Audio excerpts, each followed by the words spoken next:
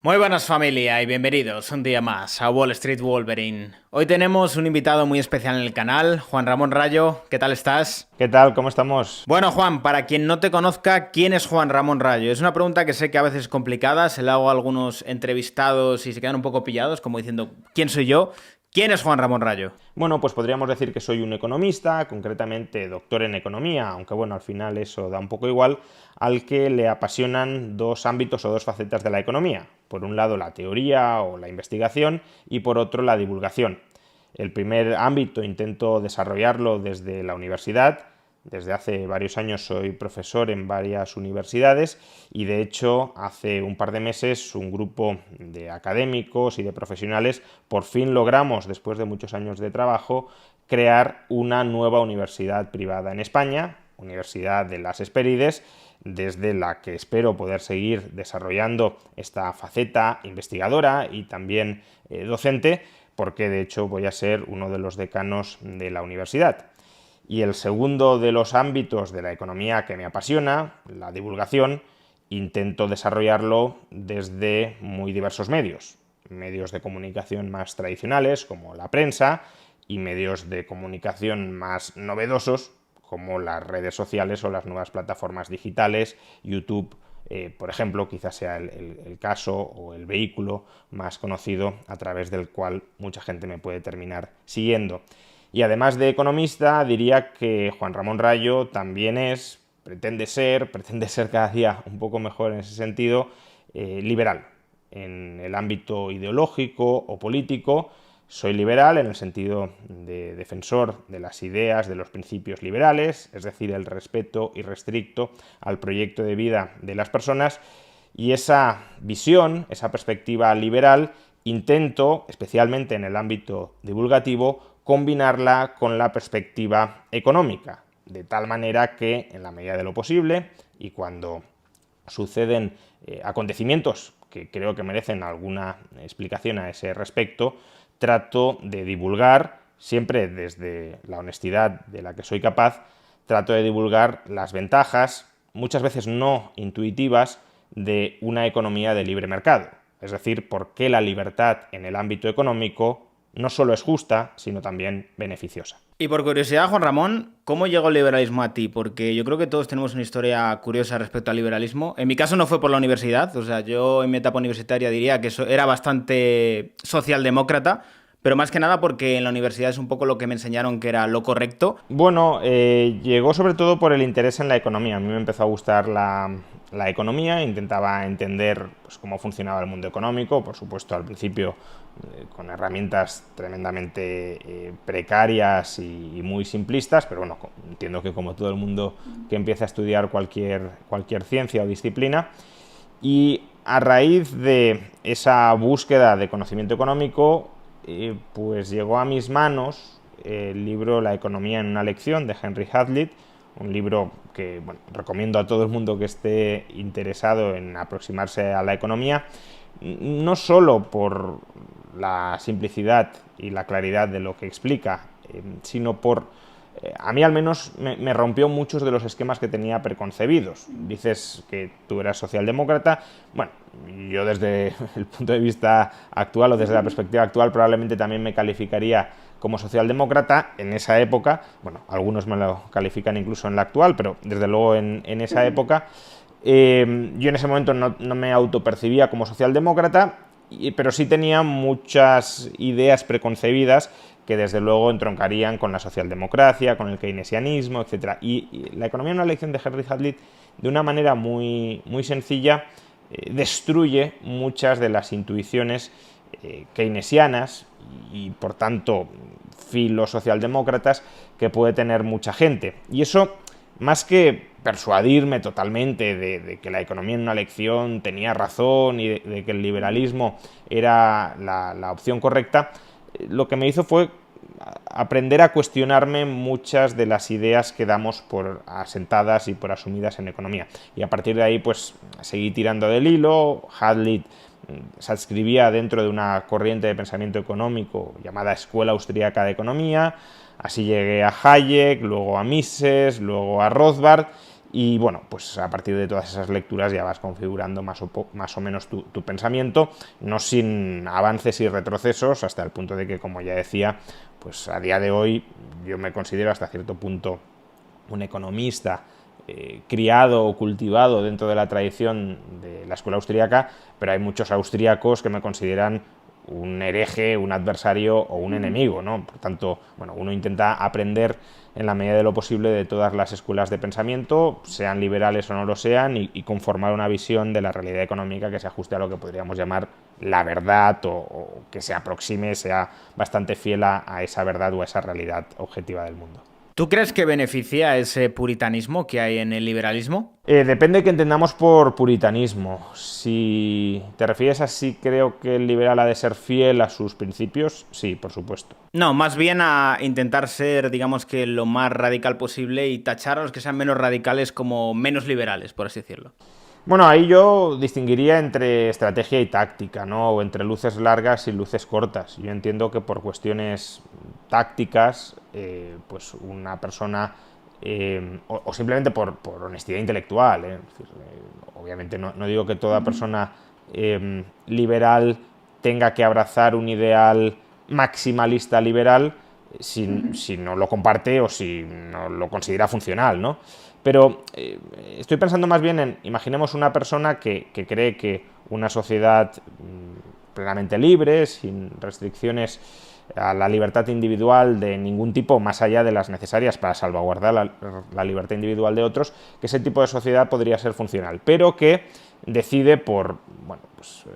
tener una buena imagen frente a la opinión pública o por miedo a la presión social, defender ideas de tinte mucho más moderado, mucho más tibio, si lo queremos. Ahí sí creo que esa persona, salvo que sea una táctica para luego ir desplegando más a largo plazo, más estratégicamente, o ir colocando ideas más radicales en la opinión pública, sí que creo que esa persona estaría traicionando los principios liberales, porque y de cualquier otra ideología, no solo del liberalismo, pero uno ha de ser suficientemente valiente como para defender lo que cree frente a aquellos que, con buenos o malos argumentos, le están llevando la contraria. Si son con buenos argumentos, tendrá que replantearse las cosas. Si son con malos argumentos, defender sus ideas hasta las últimas consecuencias, mientras siga creyendo que está en lo cierto y que el otro está equivocado. Entonces, claro, si uno lo que hace es criticar a terceros porque no son lo suficientemente valientes como para defender principios e ideas liberales en los que en la esfera privada creen pero no se atreven a transmitirlos en público, sí que creo que esa crítica está bien dirigida. Si en cambio en lo que entramos es en un concurso, en el que muchas veces se entra, de a ver quién es más radical, no porque ese concurso tenga algún fundamento, sino simplemente porque yo quiero ser el más radical de todos y así soy el más ortodoxo y el más envalentonado, sin, ya digo, tener una idea muy clara de cómo funcionarían las cosas en esa carrera o en ese concurso por la radicalidad, y sin llegar a plantearse o pretender dogmatizar que no puede haber ningún tipo de debilidad, ningún tipo de problema en su esquema teórico para así pues, poder defender esa radicalidad con aparentes argumentos, sí creo que eso no es beneficioso para el liberalismo, porque aleja al liberalismo de la realidad. Y cuidado, con esto no quiero decir que la realidad no pueda llegar a ser prácticamente anarquista. Lo que estoy argumentando no es en contra de la factibilidad del anarquismo, que no sé si es posible o no, y ahí pues lo suelo señalar, intento no mojarme porque no lo tengo claro, pero quizás sea posible el anarquismo, y si uno tiene buenos argumentos de peso, argumentos sólidos para defender el anarquismo desde un punto de vista liberal, adelante con ello, me parecerá muy honesto. Lo que estoy criticando es quien defiende el anarquismo o modelos liberales cercanos al anarquismo sin buenos argumentos, solo por una especie de estatus como el más liberal dentro del grupo de los liberales. Es justo a lo que me refería, que muchas veces se pelea por ser como el más puro, entre comillas, buscando como ese extremismo, creyendo que te hace mejor que el que a lo mejor es, no sé, minarquista. Que en muchos casos, frente a la opinión pública, podría ser también incluso radical. Sí, pero insisto, si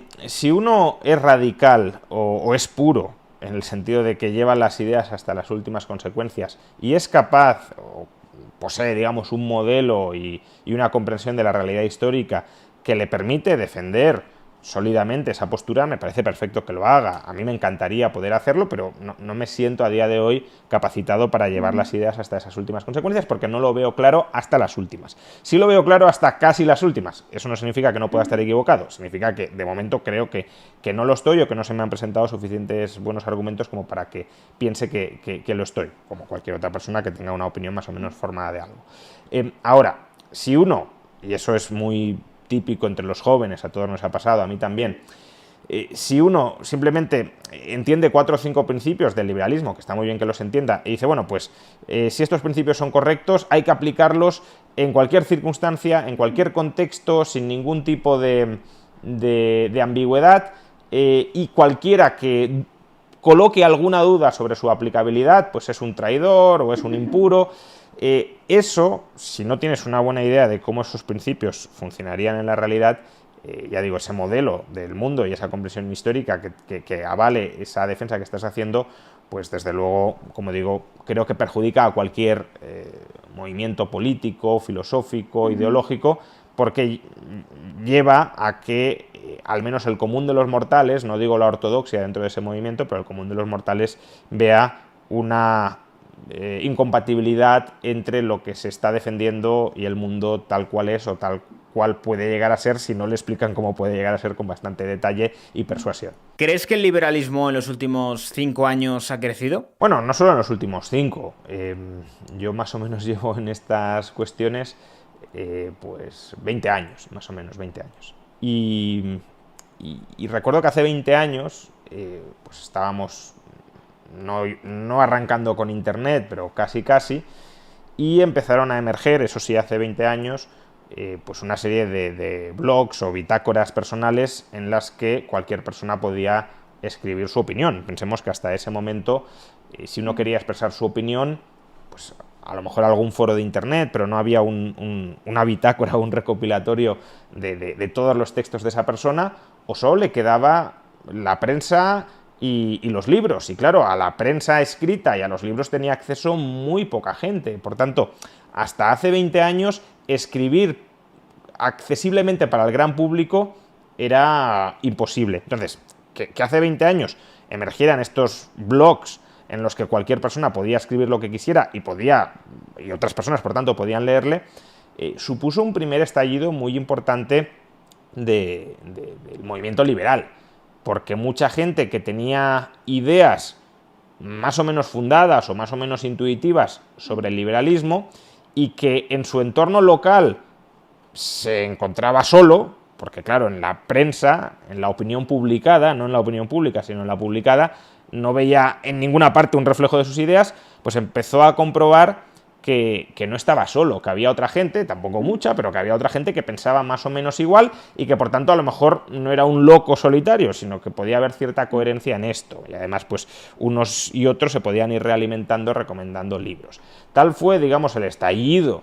que se produjo hace 20 años, o al menos la percepción, ¿no?, de estallido, porque visto en perspectiva a lo mejor tampoco fue tanto, pero en términos relativos sí, absolutos no tanto, pero en relativos sí, que Juan Carlos Girauta, que bueno, ya sabemos que pues, ha pasado por varias formaciones políticas, pero en todas ellas ha intentado defender pues, algunas ideas bastante cercanas, en algunos casos al liberalismo. En ese momento publicó un libro, que lo podréis encontrar, supongo, si lo busquéis en Google, que se llamaba La eclosión liberal. Estaba diciendo Juan Carlos Girauta, allá por 2005-2006, cuidado que aquí ha estallado un movimiento liberal como no habíamos visto en la historia reciente de España, gracias a la posibilidad de escribir en internet, ¿no? Bueno,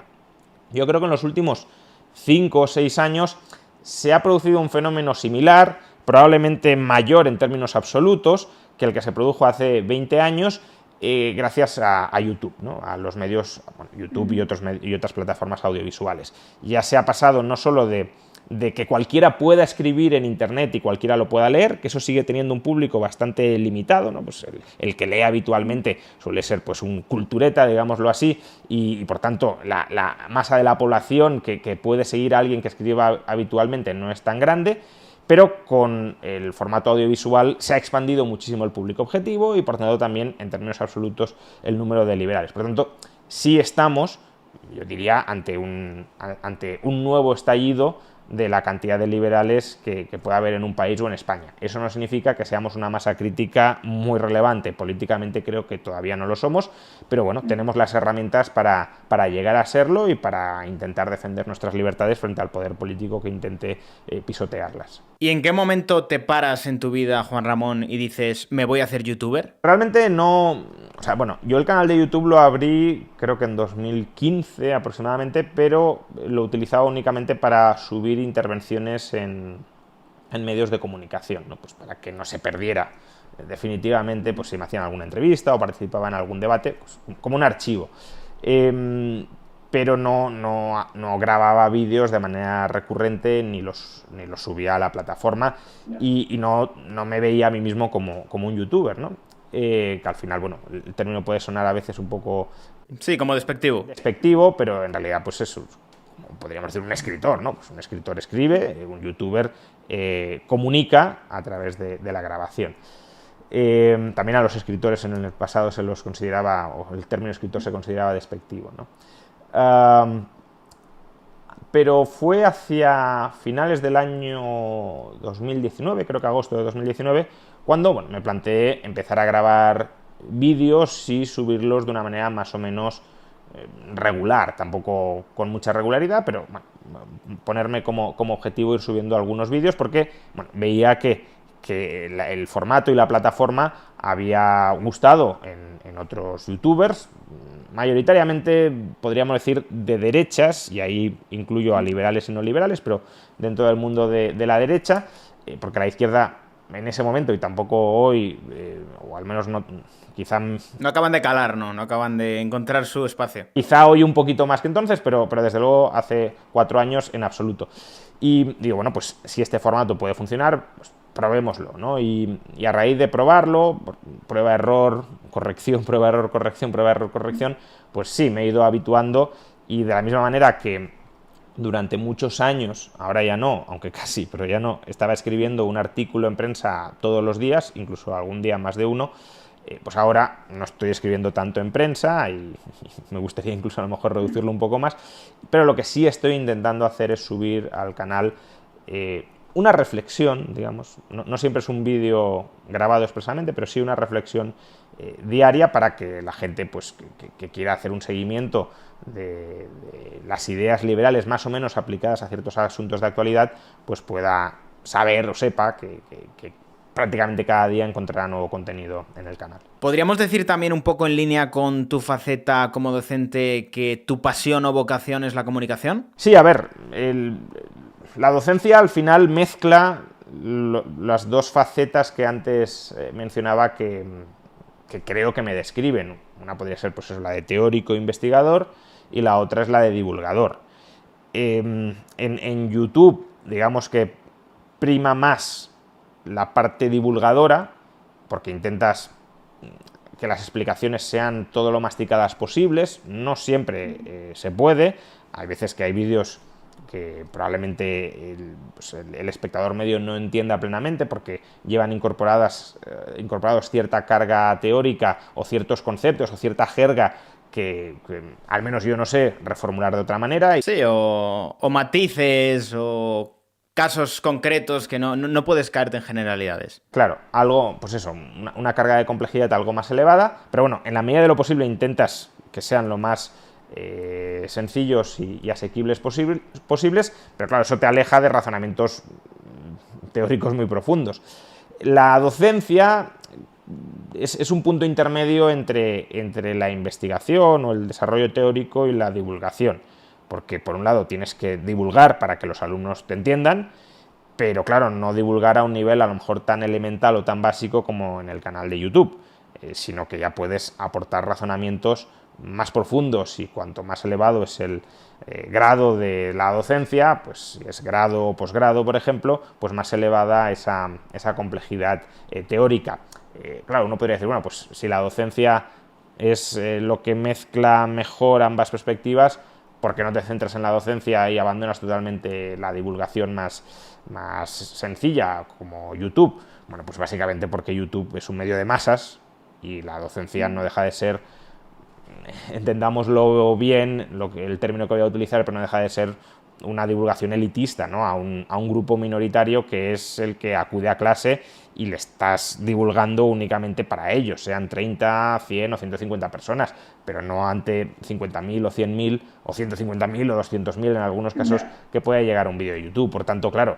al final no puedes, o sea, si te gusta la divulgación, no te puedes desentender de una herramienta de divulgación de ideas, y en este caso de ideas económicas y de ideas liberales, tan potente como es YouTube u otras plataformas digitales. ¿Tienes alguna anécdota divertida como docente? La verdad es que no se me ocurre, quizá vinculándolo un poco con lo que estaba diciendo ahora, lo que les suele pasar a muchos alumnos que acuden a mis clases, ya sea de grado o de posgrado, y que me han conocido más por la faceta divulgadora de YouTube, y quizá hasta cierto punto también en YouTube por la faceta activista, porque si hago o intento hacer un cierto activismo liberal desde YouTube, lo que les sorprende a muchos de ellos es que probablemente en clase esperen encontrar una complejidad mayor, por supuesto, que en YouTube, pero también un cierto sesgo ideológico hacia el pensamiento liberal, ¿no? Como enfocar todo el rato la clase a, bueno, el liberalismo es lo correcto, el libre mercado funciona, etc. Y hombre, al final, claro, cuando tú relatas la teoría económica, pues tienes tu visión de qué modelos explican mejor la realidad y cuáles no, y si soy liberal será porque en términos generales creo que los modelos con menor intervención del Estado y con mayor libre mercado explican mejor la realidad, los aciertos y los fallos o las soluciones a los problemas que se dan en la realidad, que otros modelos que incorporen menos mercado y más intervención estatal. Pero en general, bastantes alumnos que vienen a las clases o que acuden a las clases desde esta perspectiva se terminan de alguna manera, no diré decepcionando, espero, pero sí sorprendiendo de que las clases son bastante más asépticas o menos activistas o menos sesgadas hacia el liberalismo de lo que en principio habían imaginado. Y alumnos que a lo mejor venían a clase, porque no les quedaba otro remedio, ¿no?, en algunos casos, con perspectivas ideológicas muy antagónicas a la mía, y que, según pues, me han dicho, que esperaban que esto fuera una especie de chorreo continuo de soflamas liberales, se encuentran con que no sucede nada de eso, sino que incluso en algunos casos intento evitar valoraciones políticas, porque si estás exponiendo un modelo, estás exponiendo el modelo, no tienes por qué empezar a desmerecer per se el modelo, o a criticarlo, o a estar vinculándolo todo el rato con el debate político, y bueno, pues eso se sorprenden hasta cierto punto de la ausencia de ese contenido más activista que desde luego encuentran en YouTube, y por el cual probablemente algunos o muchos me relacionen o me vinculen. ¿Crees que se puede sacar la ideología de la educación? A ver, yo aquí diferenciaría dos cuestiones, ¿no? Al menos las voy a diferenciar en el ámbito de la economía, pero creo que es aplicable a más ámbitos. En economía solemos distinguir entre economía positiva y economía normativa. La economía positiva pretende ser la descripción objetiva de la realidad, es decir, describir, explicar y escoger aquel modelo que mejor describa cómo funciona el mundo. Entonces, en la economía positiva, en la ciencia positiva, en cualquier ciencia positiva, la ideología no debería tener lugar. Estás explicando el mundo y el mundo es como es. Al margen de cómo tú creas que debería ser el mundo es como es. Aún así, en ese campo puede haber cierta ideología, pues no sé, por ejemplo, si tú como profesor, cuando diseñas el temario, diseñas ese temario enfatizando algunos aspectos y no enfatizando otros, pues aunque describas el mundo, le puedes estar dando una carga ideológica o puedes estar sesgando el mensaje, ¿no? Pues no sé, alguien que esté muy preocupado por la desigualdad, pues a lo mejor compone un temario con modelos que puedan estar bien, pero que enfatice mucho las tendencias desigualitarias, inherentemente desigualitarias del capitalismo, que es discutible que sea así, pero bueno, imaginemos que es así, y olvidando pues también el aspecto mucho más importante desde mi punto de vista, pero bueno, aquí volvemos a meter hasta cierto punto la ideología, del papel del capitalismo como motor y generador masivo de riqueza para el conjunto de la sociedad. Entonces, aún, imaginemos eso, que el capitalismo genera riqueza, pero que genera desigualdad. Pues, aun cuando eso sea objetivamente cierto, que no digo que lo sea, pero imaginemos que lo sea, si tú enfatizas solo el aspecto de desigualdad y te olvidas del de generación de riqueza, pues, aun cuando describas objetivamente la realidad, la estás sesgando ideológicamente, ¿no? Pero bueno, eso sería el campo de la economía positiva. Pero en cuanto a la economía normativa, es inseparable de la ideología. ¿Por qué? Porque la economía normativa es la prescripción sobre qué deberíamos hacer en el ámbito, por ejemplo, de políticas públicas con la economía. Es decir, cómo deberíamos reformar el sistema económico. Y al hacer este tipo de planteamientos, no puedes beber, es imposible beber únicamente de la economía positiva. Hay que beber de ella. Porque claro, si pretendes reformar la economía y no entiendes cómo es o cómo funciona la economía, pues mal la vas a reformar. Pero necesariamente la economía normativa supone entremezclar el funcionamiento objetivo del mundo, la descripción del funcionamiento objetivo del mundo, con tus valores morales. Queremos reformar el mundo en una determinada dirección para alcanzar algo, por ejemplo, para maximizar la igualdad o para maximizar la libertad. Son dos objetivos distintos. Entonces, si quieres maximizar la igualdad material, propondrás, partiendo de la economía positiva, una serie de reformas. Y si quieres maximizar la libertad, propondrás también, partiendo de la misma economía positiva, otra serie de reformas. Por tanto, ahí necesariamente entra la ideología en un sentido amplio del término, digamos, moralidad, valores morales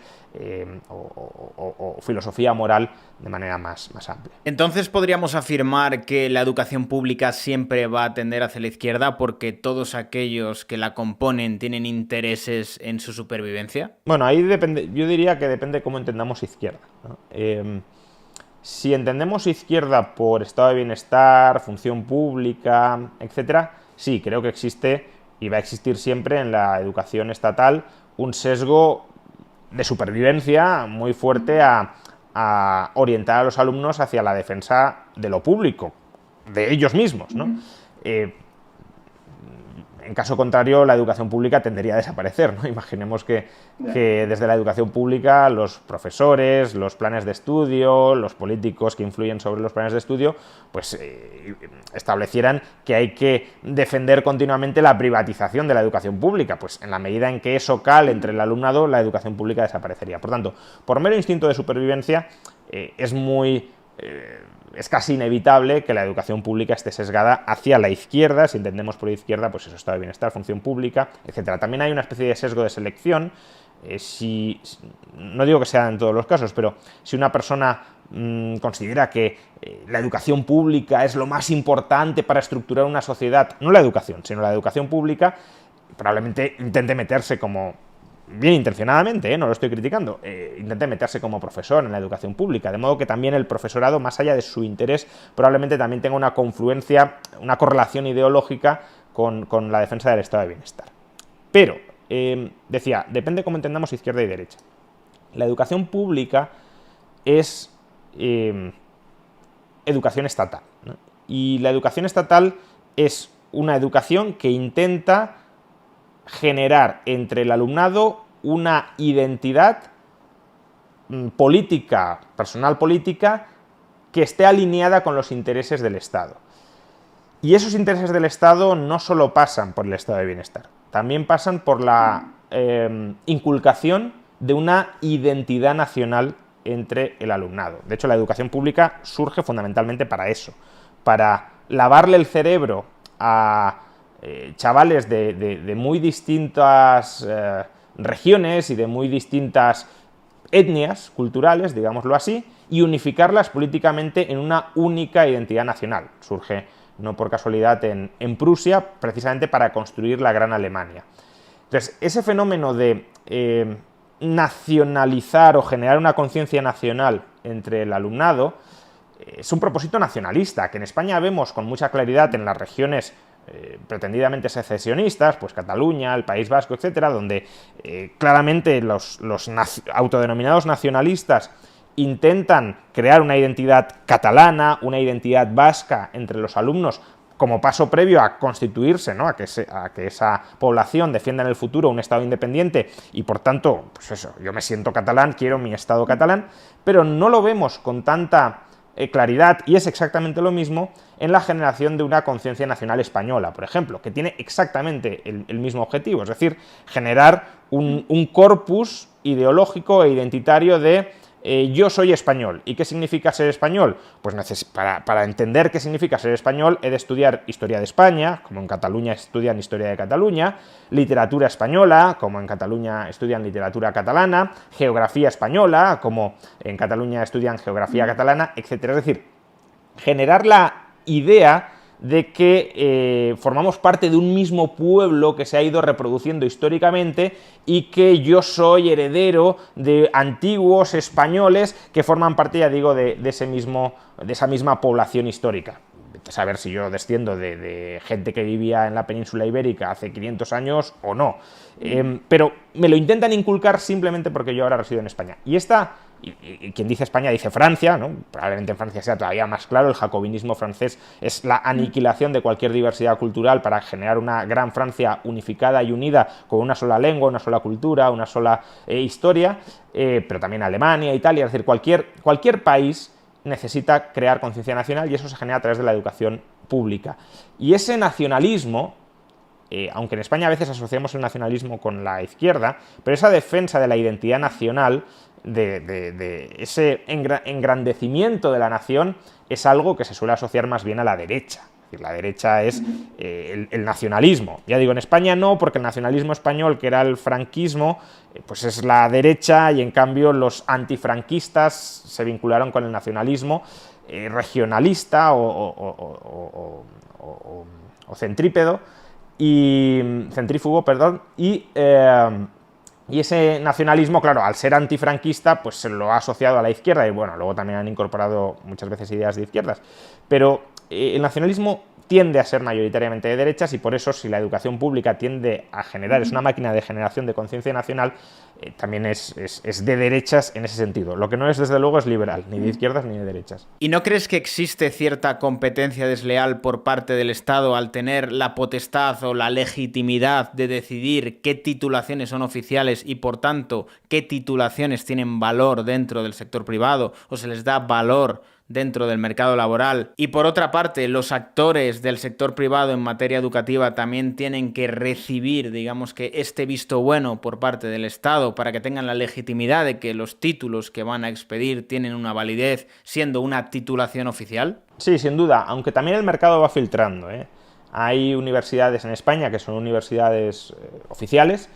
y en las cuales los alumnos van a buscar no un título reconocido por el Estado, sino el título de la propia universidad.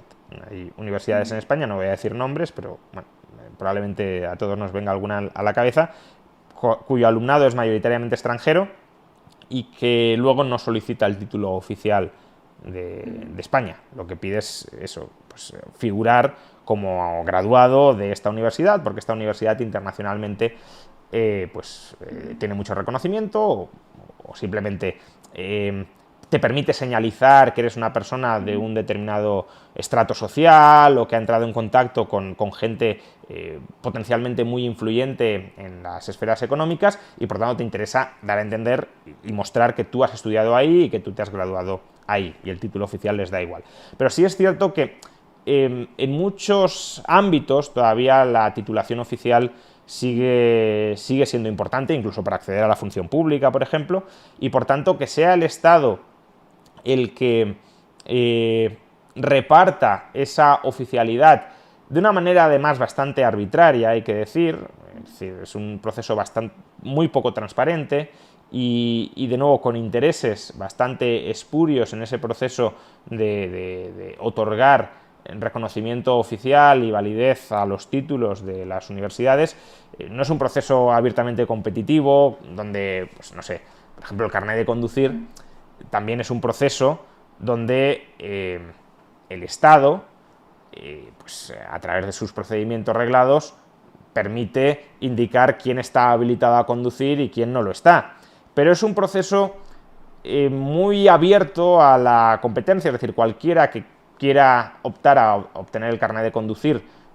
puede hacerlo, no hay ninguna restricción a priori, y además donde el otorgamiento de ese carnet de conducir sigue un procedimiento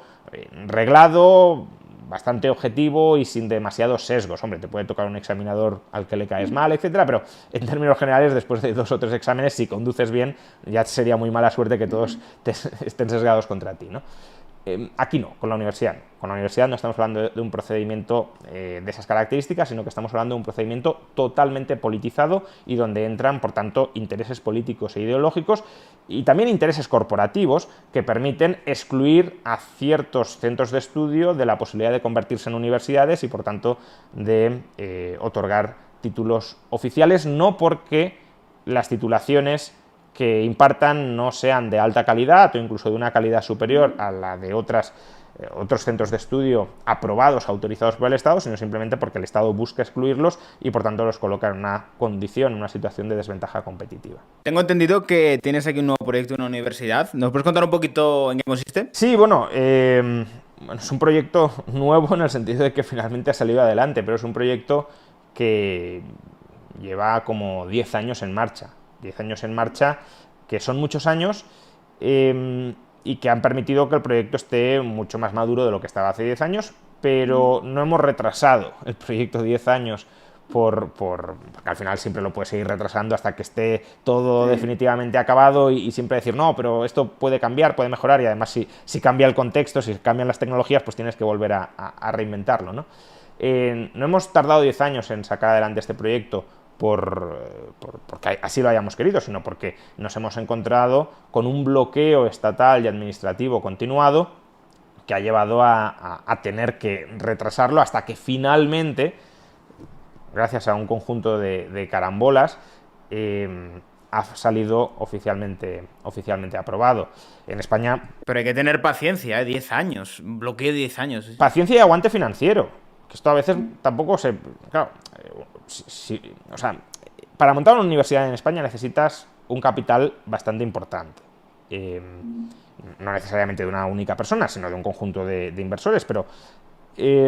no es montar una academia. Y podría llegar a ser montar una academia, o una academia bastante más sofisticada, ¿no? Pero algo que no requiera una inversión inicial muy fuerte, pero la ley no lo permite. La ley de universidades en España, por ejemplo, obliga que para abrir una universidad tienes que empezar con 8 titulaciones oficiales, de grado o de posgrado. No puedes decir, oye, que yo tengo un equipo muy bueno para impartir un grado de economía, pero no sé de informática o no sé de medicina. No,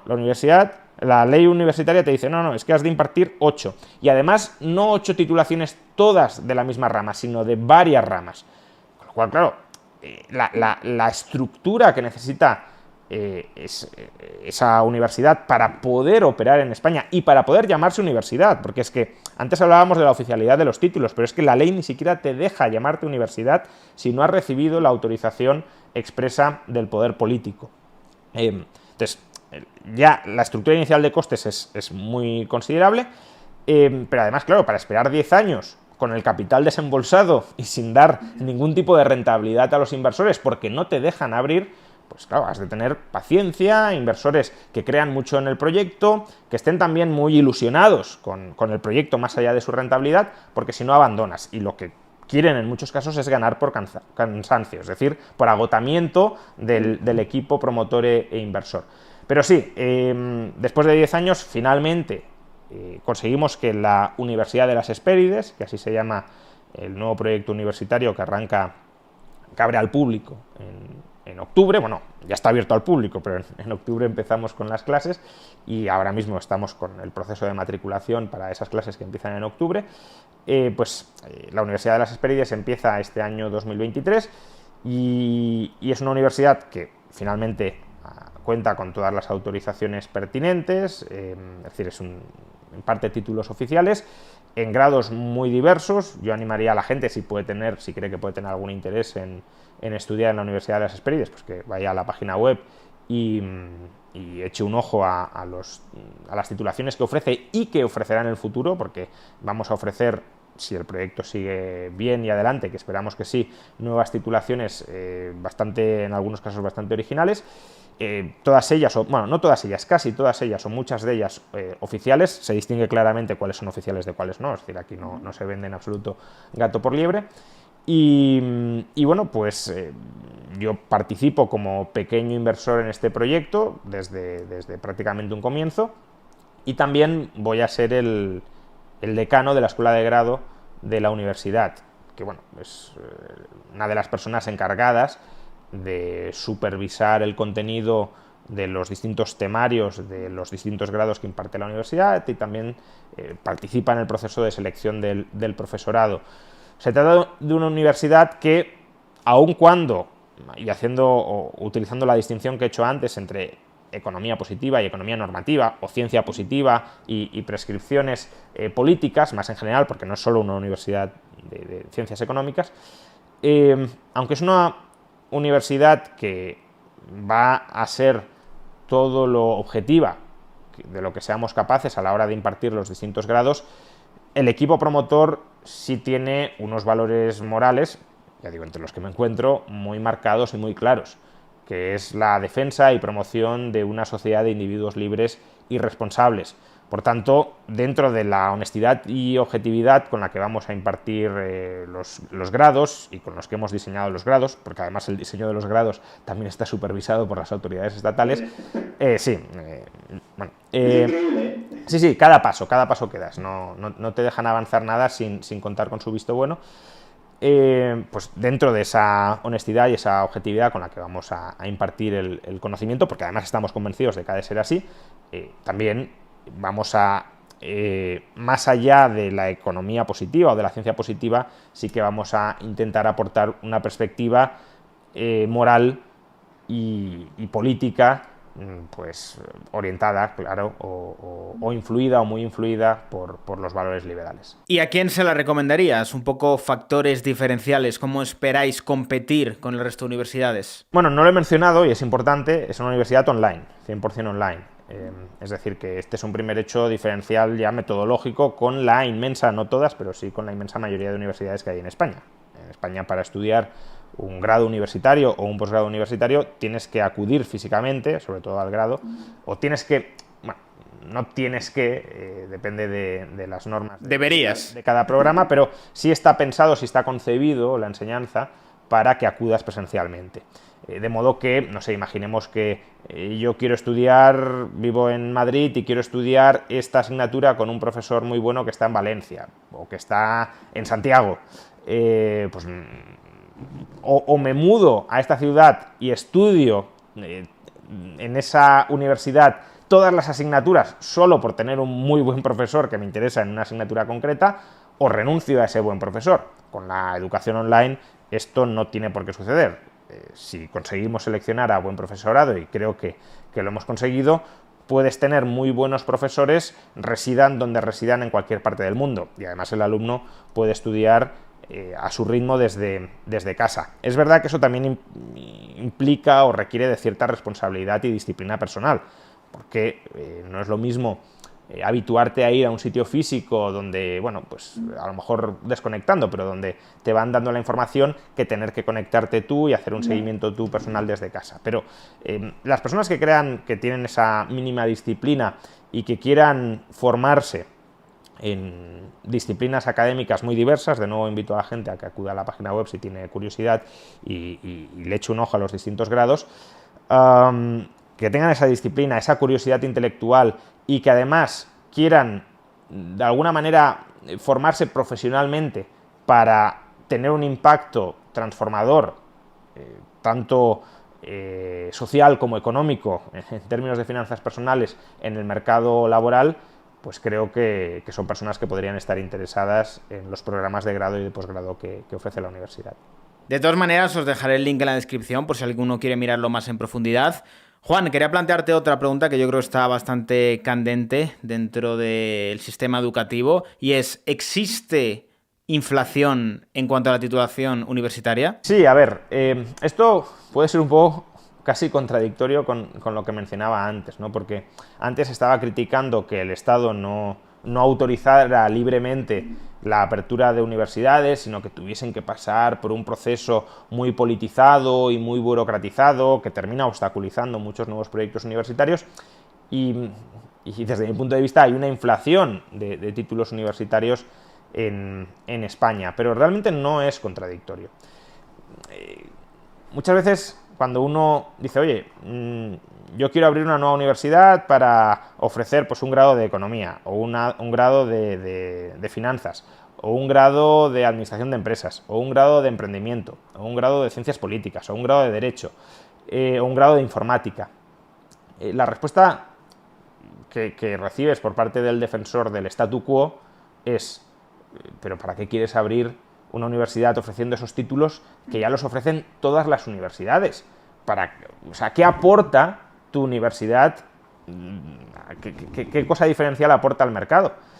Y lo que puede aportar es que la calidad y la estructura de esos títulos y el profesorado sean mucho mejores que la de muchos otros títulos que existen ahora mismo en el mercado y en el sector universitario. Es decir, que aunque haya demasiadas universidades y demasiados títulos universitarios, quizá las universidades que sobren o las titulaciones universitarias que sobren no sean las tuyas, sino las de aquellos que ya están asentados y que precisamente por tener una especie de monopolio o de barreras a la competencia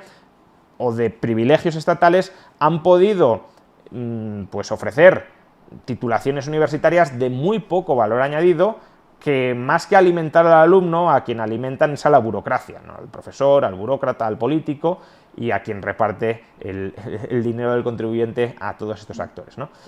Entonces, sí, existe inflación de títulos en España, existe títulos de muy baja calidad y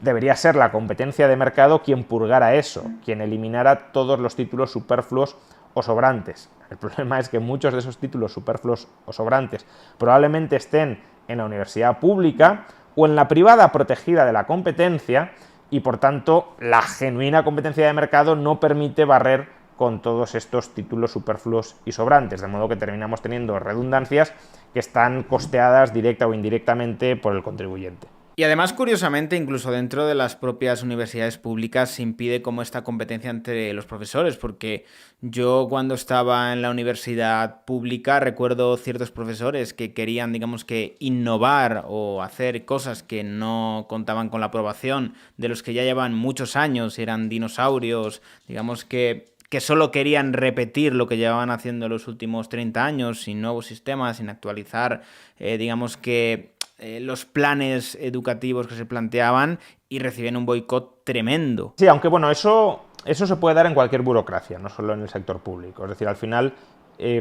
una burocracia tiene sus mecanismos de coordinación, que son esencialmente jerárquicos, y por tanto se generan también en el sector privado redes de intereses donde el que manda quiere de alguna manera taponar y a los que están por debajo, y tampoco quiere que le cambien mucho la vida, ¿no? Porque el que está arriba a lo mejor tiene una forma de hacer las cosas, el que está por debajo quiere cambiarlo radicalmente y el de arriba dice, esto es un lío, no lo hagas. Entonces, eso puede suceder en el sector público o en el sector privado. La diferencia es que si sucede en el sector privado y hay competencia o posibilidad de competencia, si una estructura burocrática se queda anquilosada por estos intereses de las jerarquías, de los puestos jerárquicos más altos, las nuevas empresas que entran desplazan a las burocracias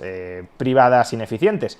En cambio, en el sector público o en el sector privado protegido de la competencia, esto no sucede, porque no es posible la competencia externa, no es posible que aparezca uno con una organización más fresca, con propuestas innovadoras. No digo que todo lo fresco e innovador sea bueno, pero imaginemos que plantean un nuevo pues proyecto empresarial, un nuevo proyecto educativo que sí es superior o que sí se ajusta más a las necesidades del estudiante y del mercado que lo que hay. Pues claro, si esas burocracias públicas o privadas anticompetitivas no se adaptan, deberían desaparecer. Pero el caso es que no desaparecen justamente porque hay transferencias de dinero o porque hay barreras competitivas que impiden que, aunque aparezca uno que lo haga mejor, las otras desaparezcan. Pero bueno, nosotros intentaremos hacerlo lo mejor posible para desplazar todo lo posible a esos dinosaurios anquilosados que no están adaptados a las necesidades de los estudiantes y de las empresas. Otro tema candente, inteligencia artificial. ¿Puede realmente la inteligencia artificial cambiar el paradigma en el sistema educativo? Porque estamos viendo muchas situaciones, sobre todo en educación secundaria, de que antes tú como profesor podías mandar una redacción sobre un tema, pero ahora te lo puede hacer ChatGPT en un momento. O sea, puede llegar a cambiar en muchos casos. quizás has mencionado el ejemplo más obvio y es la evaluación del estudiante. Claro, si una de las formas de evaluación del estudiante era a través de trabajos, pues ahora no va a ser tan sencillo evaluar el conocimiento del estudiante a través de esos trabajos. Sin embargo, también hay que decir que si se llega al extremo en el que el estudiante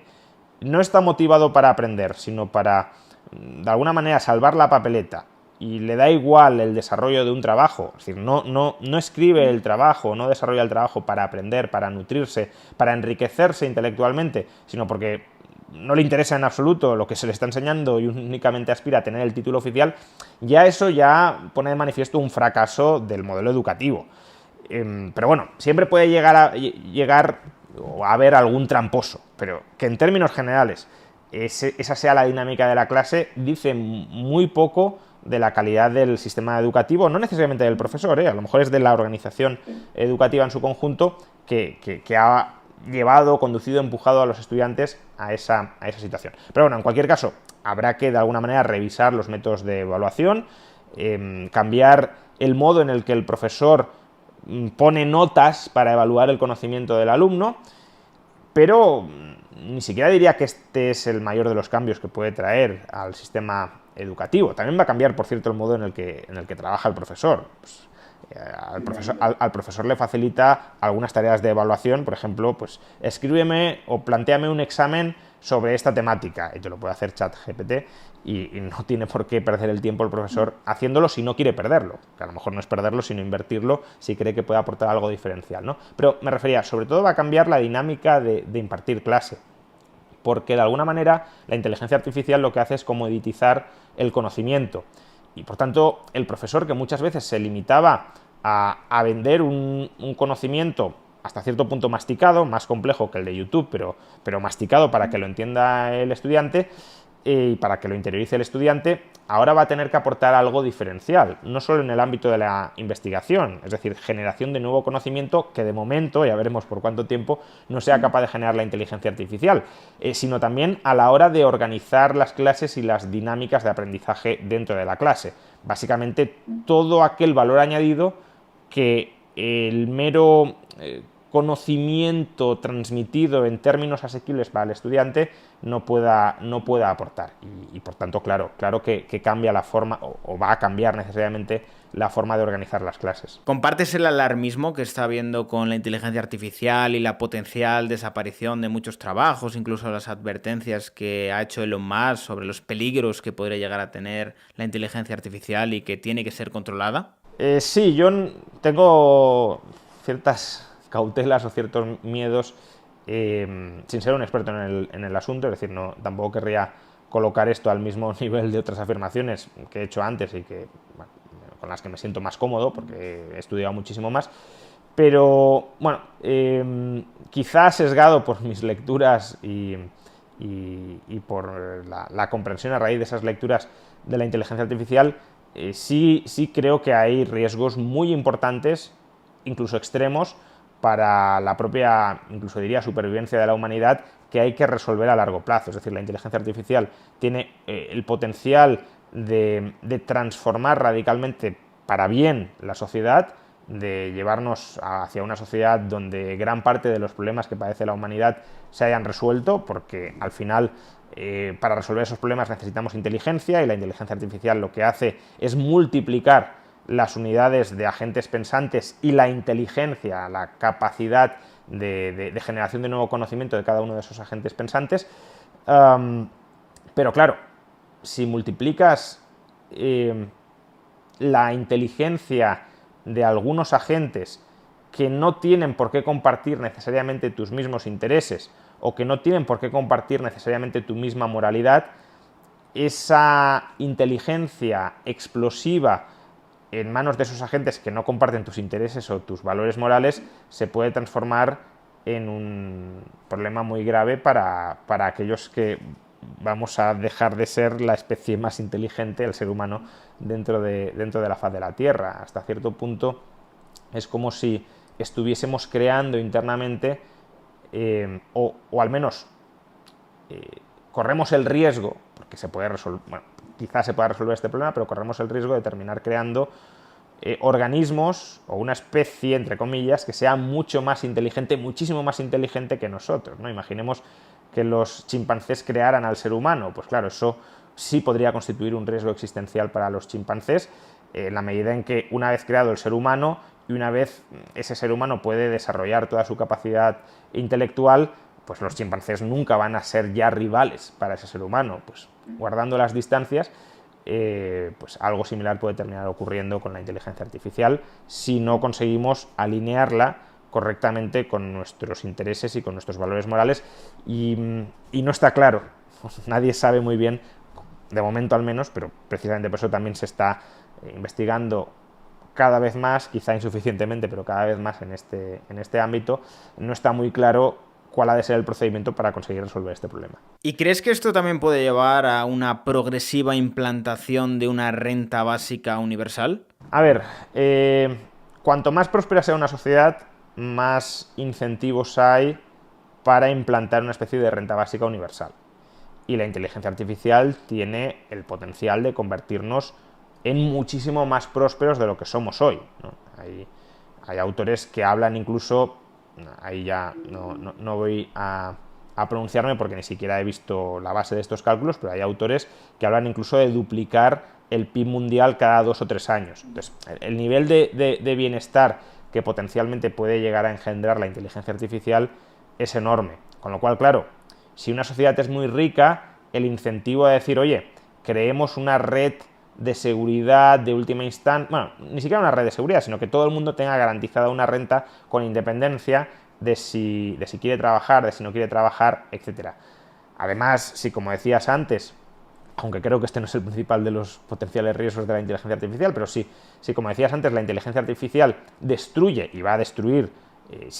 incluso saliendo todo muy bien, va a destruir muchísimos puestos de trabajo. Claro, hay mucha gente que hoy en día tiene o percibe salarios más elevados que el salario básico, que el salario elemental dentro de la economía, porque su formación especializada le permite ser muy productivo gracias, ya digo, a ese conocimiento. Pero claro, en la medida en que la inteligencia artificial desborde, vuelva obsoleto, comoditice ese conocimiento especializado que le permite ser muy productivo, el diferencial de productividad va a desaparecer y por tanto su prima salarial también va a desaparecer. Y eso puede llevar a una caída muy importante de los salarios nominales, no necesariamente de los reales, porque si hay un aumento tan grande de la productividad, aunque nominalmente cobremos menos, nuestro poder adquisitivo puede ser muchísimo más grande que el actual, pero la percepción de que hay una especie de empobrecimiento nominal puede llevar también, especialmente entre algunas profesiones, que sean las que se descapitalicen primero, puede llevar a reivindicar pues, bueno, una especie de transferencia universal para todos los individuos. Yo sinceramente creo que es una inmoralidad porque un derecho universal a recibir renta implica una obligación incondicional a proporcionar renta. Si yo tengo un derecho, haga lo que haga, no si estoy en una situación extrema, en la que de desamparo, en la que ni siquiera yo mismo puedo, por mi propia agencia, salir o superarla, sino no me da la gana de trabajar, págame, que eso es la renta básica. No estamos hablando de un ingreso mínimo vital o una red de seguridad de última instancia, que bueno, desde mi perspectiva no es especialmente criticable, sino una renta básica universal es haga lo que haga, me dé la gana de trabajar o no, me dé la gana de contribuir en algo a la sociedad o no, págame. Claro, si yo tengo derecho a recibir una paga, una transferencia monetaria del resto de la sociedad, tiene que haber alguien en el resto de la sociedad, sean muchos o sean unos pocos, que estén obligados a proporcionármela. Es decir, estén obligados a trabajar para mí. Y porque si nadie trabaja, pues ese derecho no, sería vacío. Si nadie genera riqueza, salvo quizá la inteligencia artificial, si consigue ser totalmente autónoma, si nadie trabaja y genera riqueza, pues no habrá nada que redistribuir. Entonces, en la medida en que haya un derecho incondicional a recibir ingresos, hay una obligación incondicional a proporcionarlos y una obligación incondicional a trabajar o a entregar tu propiedad por cualquier motivo, aunque solo sea porque yo te digo que me la des. Eso se aproxima mucho, en algunos casos, a la esclavitud y en otros se aproxima mucho al robo. Si una sociedad es tremendamente próspera, creo que la propia sociedad civil de manera organizada, autoorganizada, si lo queremos, debería ser capaz de proporcionar esas redes de seguridad a todos los individuos que forman parte de su comunidad. Esto ya sucedía o ya ha sucedido en el pasado, antes del estado de bienestar. No hace falta reinventar la rueda, hace falta que de alguna manera traslademos esas sociedades de ayuda mutua que existían antes del estado de bienestar y que existían entre las clases más humildes, no las más acaudaladas, sino las clases más humildes de la sociedad, sociedades de apoyo mutuo, hoy por mí, mañana por ti, pues trasladarlo a un mundo con mucha más abundancia de recursos, con mucha más productividad, como puede ser, ya lo veremos, el mundo de una inteligencia artificial plenamente desarrollada, y precisamente por esa empatía social que la mayoría de la sociedad sí tiene hacia terceros, porque si no la tuviera, pues la mayoría defendería abolir el estado de bienestar, y no lo hace, que sea esa autoorganización social la que proporcione esa red de seguridad a aquellas personas que por causas no imputables a ellas no puedan ser miembros cooperativos de una sociedad, al menos durante un tiempo. Ahora, también entiendo que la persona que, pudiendo generar riqueza, pudiendo contribuir a incrementar el bienestar de la sociedad, no quiere hacerlo, pues debería corresponderle también al resto de la sociedad decirle, pues a ti no te ayudo, porque si no necesitas ayuda pero me la estás pidiendo porque eres un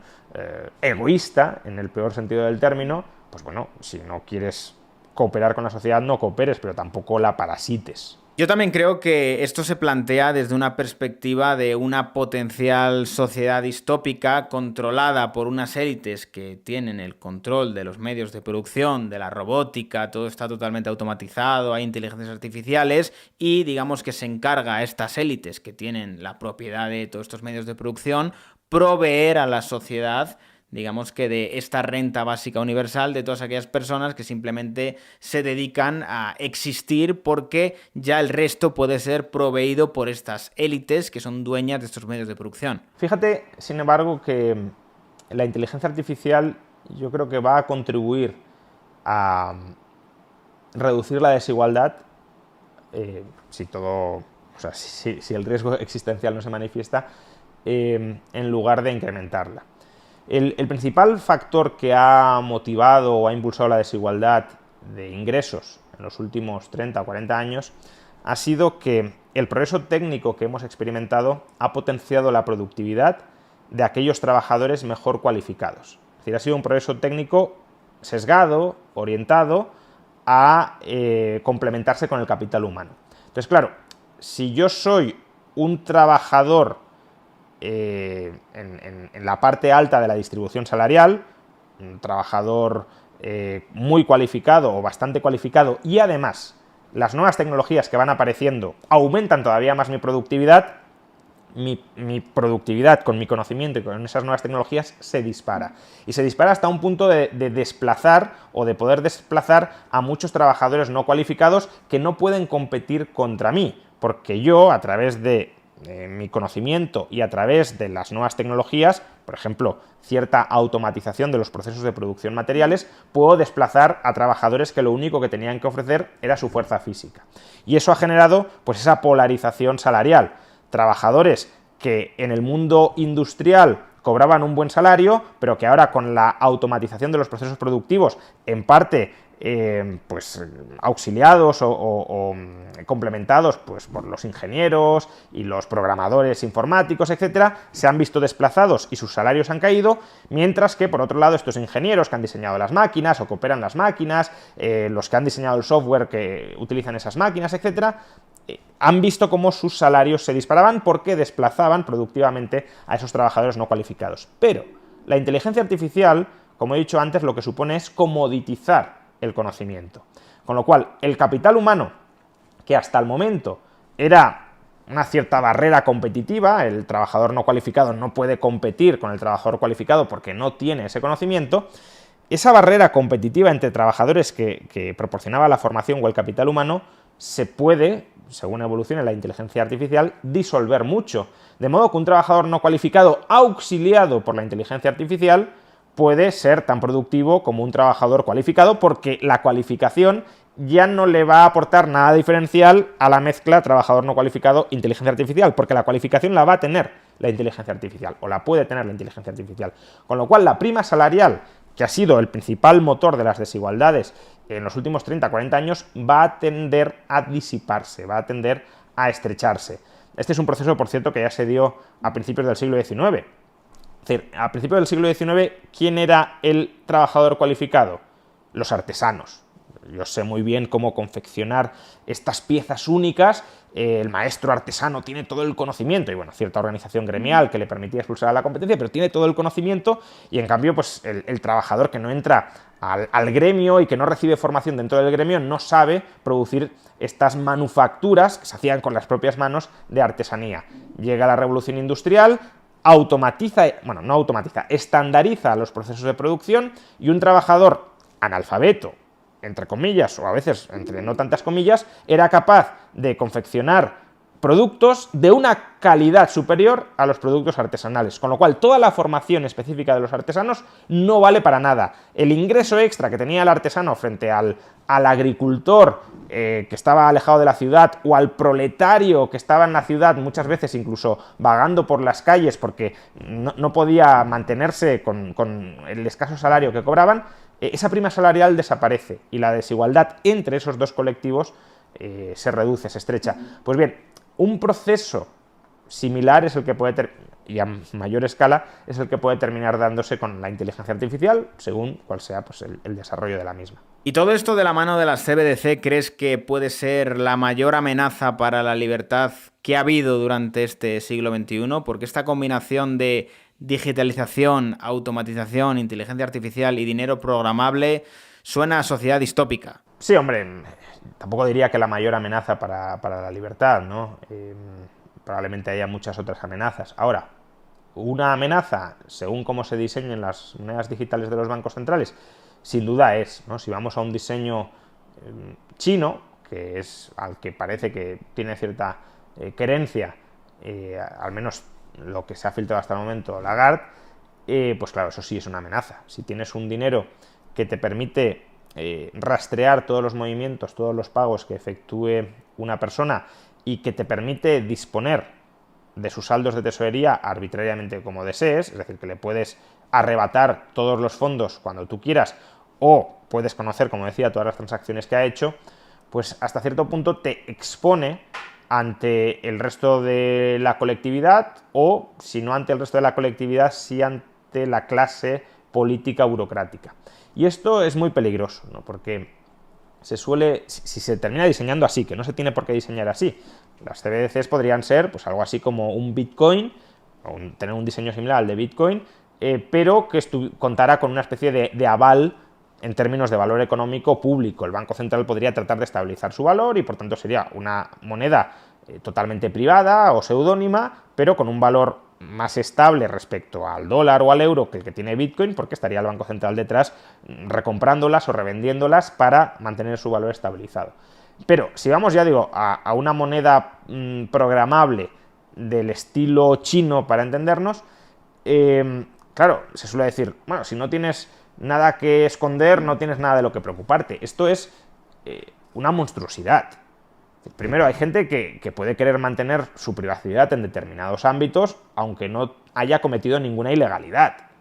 Si una persona compra determinadas sustancias o determinados productos, no tiene por qué querer que todo el mundo sepa que lo está haciendo, o incluso imagínate que estás engañando a tu pareja, que no es ninguna ilegalidad, salvo que queramos regresar al Código Penal con adulterio. Claro, no quieres que todo el mundo sepa que estás cometiendo esa infidelidad, aunque nos parezca una inmoralidad, pero una cosa es el vicio y otra es el delito, y no hay que mezclarlos. Los vicios no son delitos, los delitos son delitos, pero los vicios no tienen por qué ser delitos. Eso por un lado, ¿no? Es decir, que no todo el mundo puede querer exponer su vida privada a ojos del resto de la sociedad, o al menos de una minoría oligárquica que tenga esa información y que la pueda utilizar contra ti para chantajearte. Luego, además, puede haber cosas que hoy sean legales que en el futuro se conviertan en ilegales. Y si te quieren perseguir, tendrían, si se diseña así la moneda, un registro de todas esas transacciones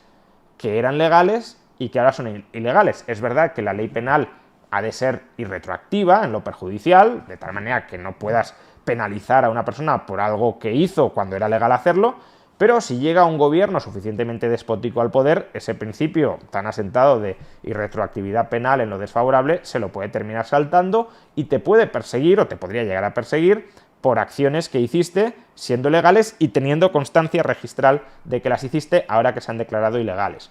Y luego además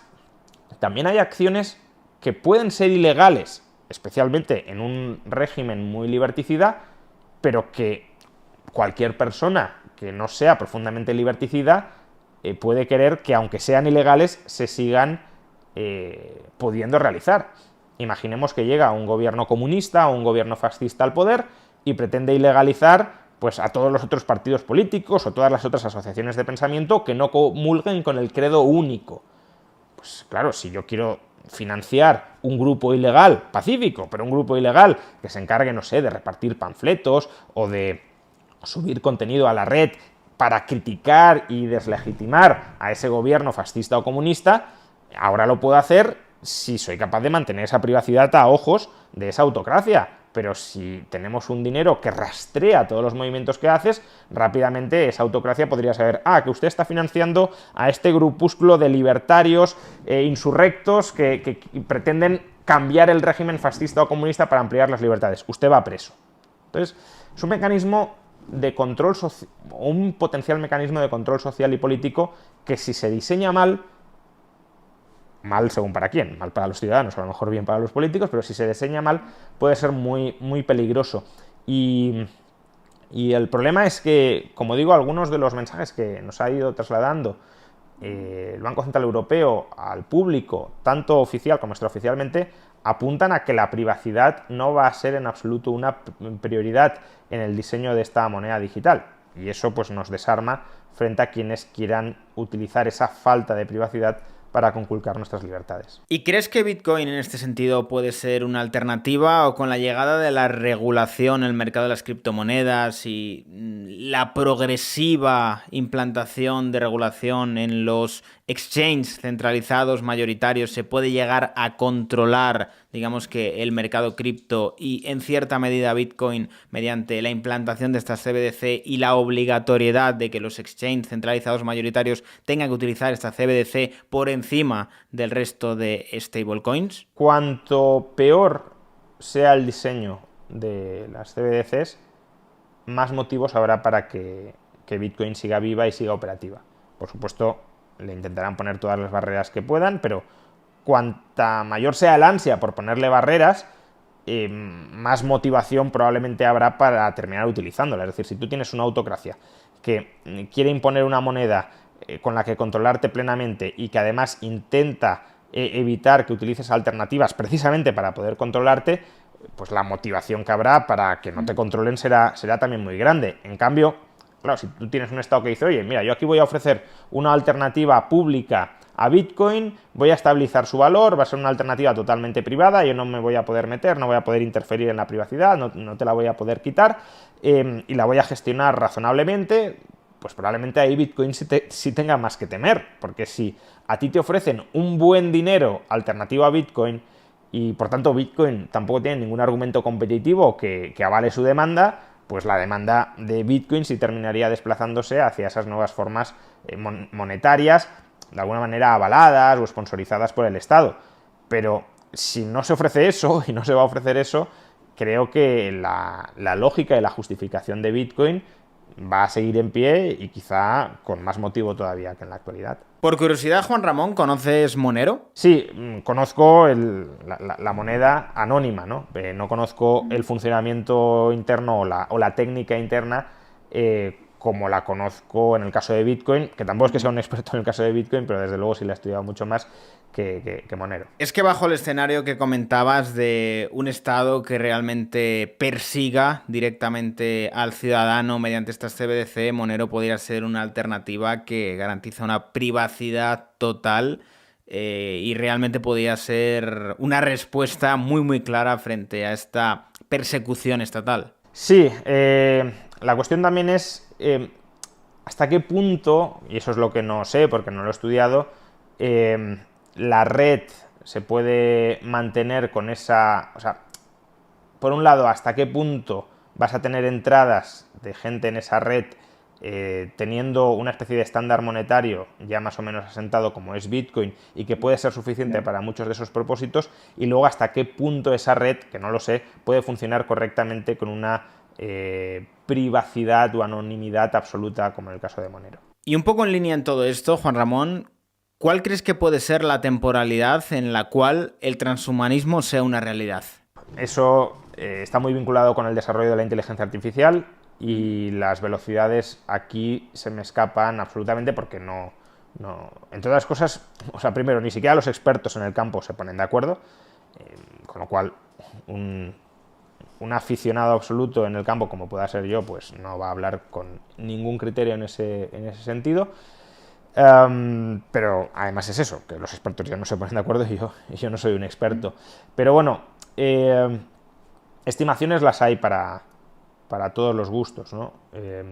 Hay algunos que dicen que todavía estamos a un siglo de distancia, o que podemos estar a un siglo de distancia. Probablemente el futurólogo que más ha acertado en las últimas décadas, porque ha acertado con conocimiento de causa, no es que tenga una bola de cristal y suelte cuatro magufadas, que es Rael Kurzweil, estimaba que la singularidad probablemente podría llegar en torno a 2050, 2045. Ahora creo que con los últimos adelantos en la inteligencia artificial ha adelantado también esa fecha de llegada y habla de 2030, 2035. Hay otros autores que incluso abren la puerta a que podamos estar a 3, 4 o 5 años si el crecimiento de la inteligencia artificial es tan rápido y tan exponencial como el que se ha producido ya no durante los últimos 2 años, o durante el último año, que es cuando probablemente el público ha tenido una mayor percepción sobre el asunto, sino durante los últimos 6, 7, 8 años, pues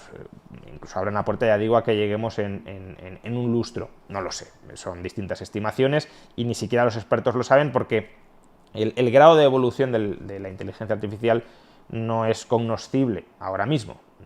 Ni siquiera entendemos exactamente, o sea, sabemos el proceso genérico, pero no exactamente cómo está aprendiendo la inteligencia artificial, ni siquiera sabemos lo que realmente ha aprendido la inteligencia artificial, y por tanto aventurarte a hacer proyecciones con tal grado de incertidumbre, pues es aventurarse mucho, y si además pretendes hacerlo, bueno, no es que pretenda, porque ya digo que no estoy capacitado, pero si pretendiera hacerlo desde un conocimiento muy, muy llano del asunto, pues entre incertidumbre e ignorancia pues saldrían previsiones pues, inservibles. Y para finalizar, Juan Ramón, una pregunta que yo creo que se hará muchísima gente, y es, ¿en algún momento te has planteado el entrar en política al estilo Javier Milei? Bueno, me lo he planteado para descartarlo, ¿no? O sea, obviamente te lo planteas en la medida en que a veces me lo preguntan o me lo han preguntado, entonces pues, tienes que pensar sobre ello y dar una respuesta, pero la respuesta es radicalmente no. Yo creo que aquí hay una especie de creencia de que únicamente se pueden cambiar las cosas desde la política. Y yo creo que en términos generales, puede haber excepciones, pero en términos generales las cosas no se cambian desde la política, sino desde fuera de la política. Y eso tampoco significa que el margen de actuación fuera de la política sea muy grande, pero desde luego es mayor que desde la política. Al final los políticos lo que tienden a hacer es a recoger la sabiduría convencional. A lo mejor focalizando o haciendo demagogia más con unos asuntos, pero tocan las fibras ideológicas o morales que actualmente hay en la sociedad. Y en la sociedad española o en cualquier sociedad del mundo, las fibras morales que hay ahora mismo no son mayoritariamente liberales. Por tanto, aunque llegara un político anarquista al frente de un gran partido político español, una de dos. O miente a los ciudadanos, o si les cuenta la verdad a los ciudadanos y quiere ganar las elecciones, tendría que ajustar sus propuestas a lo que demandan esos ciudadanos mayoritariamente, que no es hoy en día libre mercado en una medida muchísimo mayor de lo que tenemos ahora mismo. Es decir, la gente no quiere que se privatice la sanidad, que se privatice la educación, que se privaticen las pensiones en términos generales. Puede haber una minoría que sí, pero en términos mayoritarios no. Con lo cual, o les engañas o te adaptas a lo que piden, que es básicamente el consenso socialdemócrata. Pero es que aunque les engañes, uno podría decir, bueno, pues si eres muy maquiavélico y les mientes y les convences, una vez tengas el poder, pues ya privatizas todo lo que haya que privatizar. Eso no funciona. No funciona porque, primero, no te dejarían hacerlo, aunque tuvieras una mayoría absolutísima, habría protestas mayoritarias en la calle, te dirían, nos has engañado, nos has mentido, no queremos esto, y tumbarían el gobierno, y aunque no lo hicieran, en 4 años perderías las elecciones y revertirían todos los cambios, porque muchos de esos cambios son cambios que necesitan una transición muy prolongada. Pensemos en privatizar las pensiones, no lo puedes hacer en 4 años, necesitas 40 o 50 años por el problema de la generación perdida, ¿no? Una generación que ha de cotizar, pero no ha de recibir pensión, con lo cual no puede ser únicamente una generación, sino que han de ser varias en las que vayas diluyendo ese coste, y eso son muchos años. Entonces, puedes empezar y en 4 años te lo tumbarían si no hay un convencimiento social generalizado, ¿no? Entonces, el político opera con muchas restricciones ideológicas. Es un vendedor de mercancías y todo vendedor se adaptará al comprador. Hay algunos casos como Milei en los que, si hay una crisis social brutal como la que está viviendo Argentina y tienes un mensaje muy potente y muy rompedor, puedes terminar persuadiendo a muchísima gente. Pero cuidado, habrá que ver la profundidad o el convencimiento de esa persuasión. Y uno de los riesgos que veo con Milei es que termine ganando y empiece a hacer reformas que ha vendido nominalmente y que la gente ha aceptado nominalmente, pero que mucha gente no entienda qué implican esas reformas, y cuando las viva, justamente porque no lo ha entendido, las rechace. Y eso, pues, conduciría a un fracaso de la agenda reformista de Milei. Pero bueno, aunque Milei tenga éxito, será una excepción que no es fácil de reproducir en otros lares. ¿Por qué digo que las cosas se pueden cambiar desde fuera de la política? Porque desde fuera de la política eres tú el que intenta persuadir a los demás, porque no necesitas que los demás te compren nada. Es decir, entras en un debate idealmente honesto con los ciudadanos para intentar persuadirles. El político sí, o convence, o consigue su voto, o estás fuera. Por lo tanto, no tienes mucho margen. Pero desde fuera sí puedes decir cosas verdaderamente irreverentes para la población, porque te da igual si la población de entrada abraza tus ideas o no. Lo que te importa es que a medio o largo plazo esas ideas vayan penetrando, vayan permeando y vayan persuadiendo. Y una vez las ideas de la mayoría de la población, que no digo que sea fácil ni que lo vayamos a conseguir, pero creo que es el camino, una vez las ideas de la mayoría de la población sean ideas, en este caso liberales, los políticos se adaptarán a ese mensaje. Es decir, yo creo que la gran victoria para el liberalismo sería, no sé, cuando Podemos defienda bajar impuestos, porque eso es lo más izquierdista que se puede dar en esa sociedad, que defiendan bajar un poquito los impuestos y no mantenerlos o bajarlos muchísimo o al ultramínimo, o cuando defiendan una educación pública subsidiaria, Podemos, pero que en general defiendan la educación privada, porque eso significará que el votante medio, digámoslo así, será muy liberal y, por tanto, si quieren estar dentro del tablero político, han de modular su mensaje a unas coordenadas que son mucho más liberales que las que reinan a día de hoy. Un poco lo contrario de lo que ha sucedido durante los últimos años. Durante los últimos años, Podemos y la intelectualidad de izquierdas, digámoslo así, ha conseguido desplazar el consenso hacia la izquierda, de tal manera que algunas proclamas muy tibias, pero que podía tener el Partido Popular, o incluso el espacio que ocupa Vox hace 20 años, no sé, yo recuerdo en el año 93, Aznar, por ejemplo, que perdió las elecciones, por cierto, defendía pues avanzar hacia un modelo privado de pensiones, poco a poco, pero ir o implantándolo o complementándolo. Hoy eso no lo defiende nadie.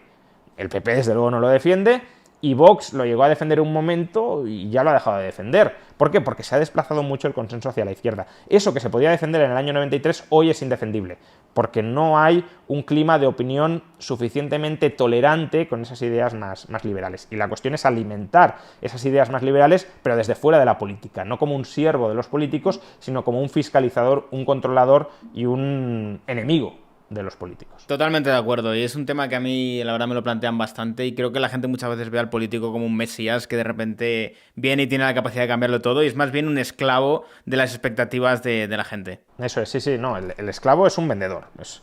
A veces decimos, el empresario busca maximizar beneficios, correcto, y el político es un empresario que busca maximizar votos, y para maximizar votos necesitas adaptarte a las demandas del público. A ver, puede haber empresarios que digan, yo quiero sacar un nuevo producto que a nadie le gusta, pero creo que al cabo de muchos años ese producto terminará triunfando. Bueno, se puede llegar a dar, pero no es lo habitual ni es como suele funcionar, porque si no tienes capacidad de aguante para que ese producto vaya penetrando poco a poco y cada vez sea más apetecido por las masas, pues no vas a triunfar. Lo mismo con los políticos. Entonces, es muy complicado que un político llegue a lo más alto de un partido político, que son máquinas de poder, y ese político diga, no, mira, nos vamos a pasar 30 años en la oposición tratando de persuadir a la población de que hay que ir, en este caso, hacia ideas más liberales o hacia una sociedad más liberal. Claro, el partido se lo carga, porque el partido es una agencia, ya digo, de poder y de colocación de gente. Si está diciendo, no vamos a tener ningún cargo, no vamos a tener ningún sueldo público durante 30 años, pues, vale, váyase usted de aquí, que vamos a colocar a otro más populista, más acomodaticio, que nos pueda proporcionar lo que queremos, que es ese poder, esos cargos públicos, esos sueldos públicos, esa maquinaria de parasitar el Estado y de utilizarlo en su propio provecho, como son los partidos políticos. Y ya no solo eso, sino que también estás abogando por una ideología que además va en contra del propio político y que le quita poder al político. Entonces es un suicidio político, no mejor dicho. Pero bueno, ahí, si fuera una especie de portador de las ideas mayoritarias de la sociedad, podría tener sentido, ¿no? Es decir, imaginemos que el 90% de la sociedad quiere reducir muchísimo el tamaño del Estado y hay una clase política que se niega a hacerlo. Pues hombre, podría llegar un caballero blanco que dijera, oye, votadme a mí que voy a desarmar el Estado porque yo también creo en esto y lo que quiero es desarmar el Estado, ¿qué es lo que queréis vosotros? Bueno, en ese escenario idílico que es totalmente irreal, pues podría tener algo de sentido eso, pero es que incluso en ese mundo, ¿para qué me tengo que presentar yo, te tienes que presentar tú o se tiene que presentar cualquiera? Cualquier persona de buena fe con esas ideas se podría presentar y hacer esa tarea que es, bueno, pues cerrar el Estado o finiquitar el Estado como quiere la mayoría de la población. Claro, si se nos pide a algunos entrar en política es más para hacer la labor de persuasión desde la esfera pública que para hacer la labor de ejecución de algo que el público ya quiere hacerlo. Y la labor de persuasión se puede hacer desde la política si tienes un partido minoritario que no aspira al poder, más una especie de think tank político, pero mayoritariamente se hace desde fuera de la política, porque si la política es la conquista del poder político, a través de la persuasión lenta, continuada, la lluvia fina que va calando, que va convenciendo cada vez a más gente, no conquistas el poder político hasta quizá varias décadas, y eso, ya digo, no hay maquinaria organizada de conquista del poder que lo aguante. Totalmente, Juan Ramón. Bueno, yo creo que lo tenemos. Muy interesante la charla, Juan Ramón. La verdad que hemos tocado temas que han ido profundo hasta el punto de que parecíamos aquí un canal de conspiraciones. Pero ha estado muy interesante. Os dejo la universidad de Juan Ramón ahí en la descripción y su canal, aunque yo creo que la mayoría le conoceréis. Y nada, Juan Ramón, para próximas ocasiones que quieras venir aquí al canal, totalmente invitado. Estamos encantados de recibirte aquí. Y nada, espero que vaya muy bien el proyecto de la universidad, que 10 años no han sido poco esperando. Espero que funcione bien. Bueno, como he dicho antes, ha sido una pena que nos hayan bloqueado durante 10 años, pero también han permitido que este proyecto Universidad de las Hespérides se haya estado armando, porque no hemos estado de brazos cruzados durante estos 10 años, sino que hemos estado trabajando y repensando mucho las cosas y adaptándolas al nuevo contexto tecnológico para que funcione todo lo bien de lo que seamos capaces. O sea que ojalá así salga como confiamos en que va a salir y ojalá así el público lo aprecie y la universidad se convierta pues, en un vehículo de aprendizaje y también de formación de profesionales que tengan un impacto en el mundo empresarial y también en el mundo de las ideas hacia una sociedad, pues como dice nuestra propia misión, de individuos libres y responsables. Pues nada, Juan Ramón, un placer y cuando quieras venir al canal estás totalmente invitado. Muy bien, pues nada, hasta otra.